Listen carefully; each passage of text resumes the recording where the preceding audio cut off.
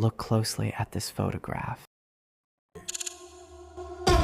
At first, it doesn't seem unusual. A few scientists, children standing nearby, men calmly observing an experiment. But the truth hidden behind images like this is far darker than anyone could imagine.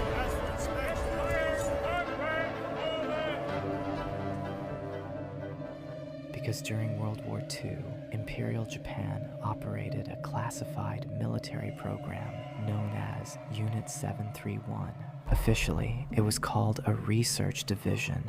In reality, it became one of the most horrifying human experimentation programs in modern history. Men, women, and even children were used as test subjects. Some were infected with deadly diseases. Others were exposed to poisonous chemicals. Many never came back alive. The purpose wasn't healing, it was studying death.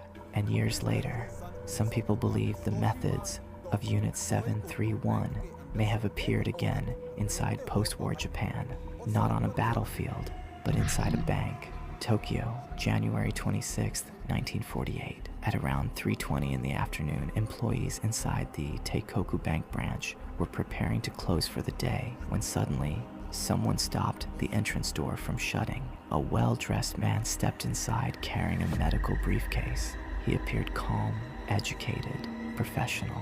The stranger introduced himself as Dr. Yamaguchi from Japan's Public Health Department. He even wore an official armband to make his story believable. According to him, a dangerous outbreak of dysentery had recently spread through the area, and he had been sent to vaccinate everyone immediately before the infection spread further. Nothing about the man seemed suspicious. His voice was controlled. His appearance looked official, and his confidence convinced everyone in the room. So the bank manager gathered the employees together. 14 workers assembled inside the office area. One employee had even brought his young child to work that day. That child would never make it home. Dr. Yamaguchi carefully explained the treatment process. First, everyone would swallow a small pill. Then, immediately afterward, they needed to drink a special liquid medicine. He warned them not to let the liquid touch their teeth because it was extremely powerful.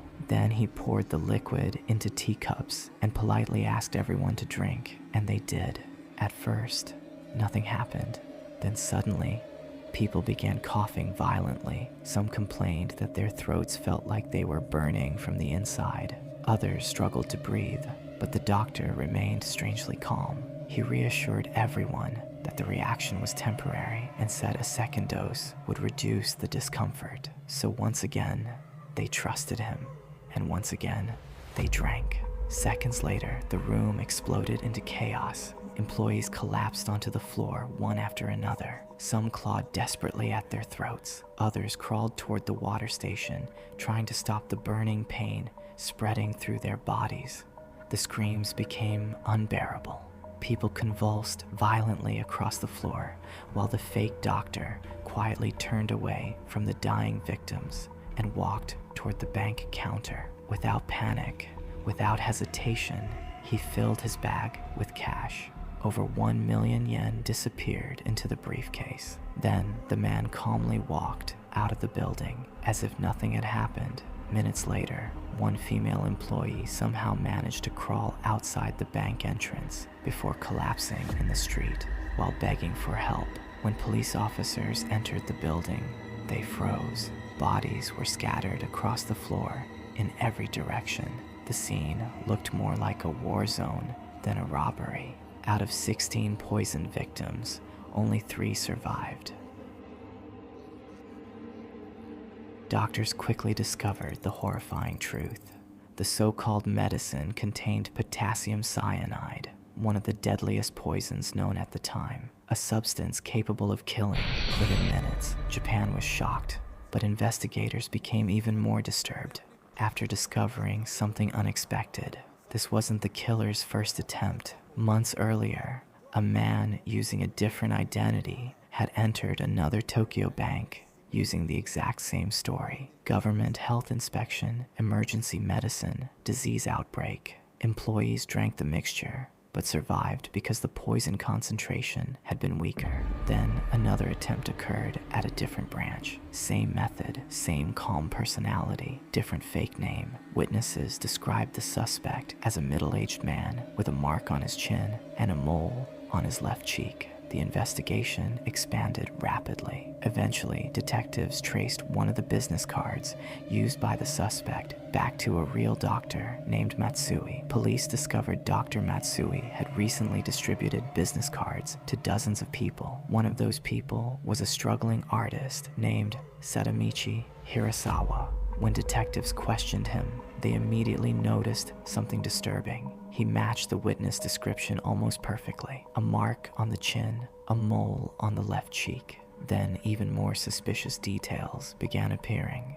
Eventually, investigators traced one of the business cards used by the killer. It belonged to a real doctor named Matsui. Police discovered that Dr. Matsui had recently distributed exactly 100 business cards. 96 had been accounted for. One was missing. That missing card led detectives to a struggling painter named Sadamichi Hirasawa, and suddenly everything began pointing toward him. He matched the physical description. His handwriting resembled the signature used on a stolen check.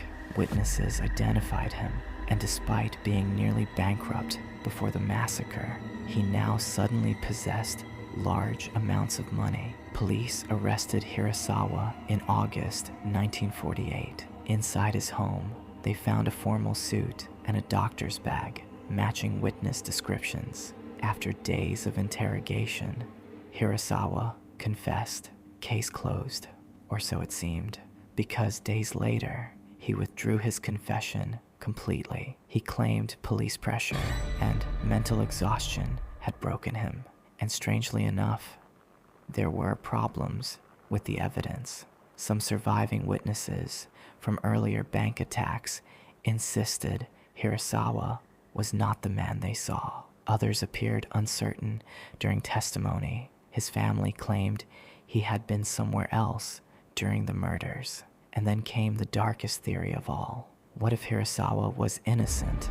What if the real killers were connected to Unit 731? Supporters of Hirasawa believed the poison used in the attack was far too sophisticated for an ordinary painter to obtain. The two-step poisoning process, the pill followed by liquid cyanide, felt disturbingly similar to methods reportedly used by Japanese biological warfare researchers during the war. Some even claimed American occupation forces may have secretly protected former Unit 731 members in exchange for their research data. If true, then Hirasawa may have been nothing more than a scapegoat, a convenient man to blame, and perhaps the most chilling detail of all, if this was truly a robbery, why did the killer leave behind a massive amount of cash inside the bank?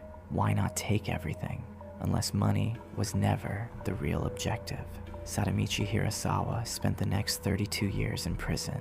He painted, he wrote, he continued claiming innocence until the day he died in 1987.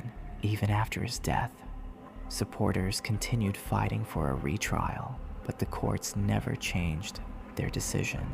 To this day, Japan remains divided. Was Hirasawa a cold-blooded murderer or a victim of one of history's darkest cover-ups? And maybe the most terrifying question is this: how many innocent people have been condemned simply because the truth was too dangerous to uncover? Sometimes justice fails, sometimes monsters escape, and sometimes the scariest stories are the ones that might actually be true.